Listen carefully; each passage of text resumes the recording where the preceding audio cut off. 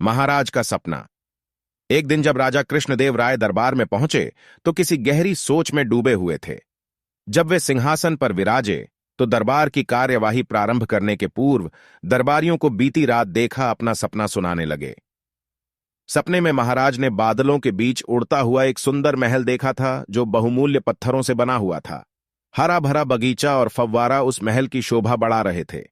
इतने में ही सपना टूट गया था, किंतु महाराज उसे भुला नहीं पा रहे थे। उन्होंने दरबारियों से पूछा कि इस सपने का क्या अर्थ है, क्या यह सपना पूरा करने योग्य है। तेनालीराम कहना चाहता था कि इस तरह का सपना व्यर्थ होता है, इसे भूल जाना चाहिए। किंतु उसके कहने के पहले ही राजगुरु बोल पड़ा, महाराज, मेरे विचार में आपको यह सपना इसलिए आया ताकि आप इसे पूरा कर सकें।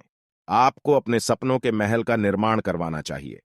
राजगुरु लोभी और धूर्त प्रवृत्ति का व्यक्ति था।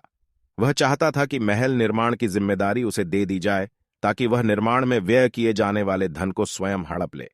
तेनालीराम राजगुरु की योजना समझ गया था, किंतु वह कुछ कहता उसके पहले ही महाराज ने महल निर्माण की जिम्मेदारी राजगुरु को सौंप दी और उसे अगले ही दिन से कार्य प्रारंभ करने का आदेश दे दिया। दिन गुजरते रहे। राजगुरु ने महल निर्माण का कार्य प्रारंभ नहीं किया।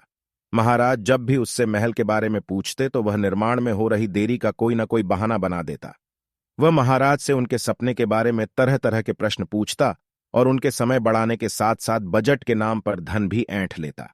एक दिन महाराज कृष्णदेव राय के दरबार में एक वृद्ध व्यक्ति आया और न्याय की गुहार लगाने लगा। महाराज अपनी न्यायप्रियता के लिए प्रसिद्ध थे। उन्होंने वृद्ध को आश्वासन दिया कि उसे न्याय अवश्य दिया जाएगा और उससे उसकी समस्या पूछी।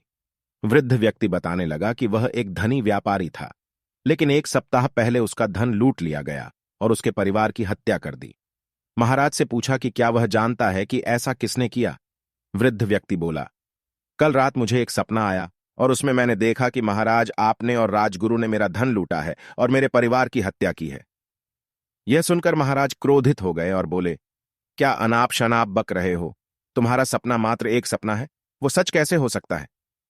वृद्ध व्यक्ति ने उत्तर दिया, मैं उस राज्य का निवासी हूं जहां के राजा ने एक सपना देखा और अब उस असंभव सपने को पूर्ण करने में लगा हुआ है, तो अवश्य ही मेरा सपना भी सच ही होगा। उत्तर सुनकर महाराज को अपनी गलती का एहसास हुआ।